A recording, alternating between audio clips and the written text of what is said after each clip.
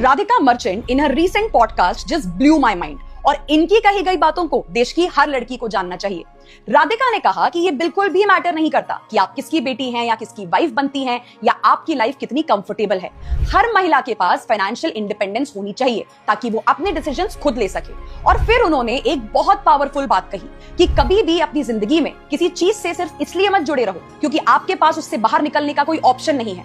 सोचिए, अगर आप किसी रिलेशनशिप, सिचुएशन या डिसीजन में सिर्फ मजबूरी की वजह से रुके हुए हैं तो क्या वो सच में फ्रीडम कहलाया जा सकता है? राधिका का मानना है कि अगर हम महिलाओं को फाइनेंशियली इंडिपेंडेंट बनने के लिए अपॉर्चुनिटीज नहीं देंगे तो सोसाइटी में कभी भी ट्रू सेंस में इक्वालिटी नहीं अचीव कर पाएंगे। और ऑनेस्टली मुझे उनकी सबसे ज्यादा ये बात इंप्रेस करती है कि इतनी प्रिविलेज्ड और इन्फ्लुएंशियल बैकग्राउंड से आने के बावजूद राधिका के पास ये सेल्फ अवेयरनेस है कि महिलाओं के लिए फाइनेंशियल इंडिपेंडेंस कितना ज्यादा जरूरी होता है। क्योंकि फाइनेंशियल इंडिपेंडेंस का इंपॉर्टेंस सिर्फ उन लोगों को समझना जरूरी नहीं होता जो लाइफ में स्ट्रगल कर रहे हैं। ये समझना हर महिला के लिए इंपॉर्टेंट होता है, चाहे आप किसी भी बैकग्राउंड से आती हो। और शायद इसलिए फाइनेंशियल इंडिपेंडेंस का मतलब सिर्फ ये भी नहीं होता कि आप कितने पैसे कमाते हैं। फाइनेंशियल इंडिपेंडेंस का मतलब ये भी होता है कि क्या आप अपनी मर्जी से जिंदगी में चॉइसेस कर पाते हैं। फाइनेंशियल इंडिपेंडेंस का मतलब होता है कि क्या आप डिग्निटी के साथ अपनी जिंदगी जी पाते हैं।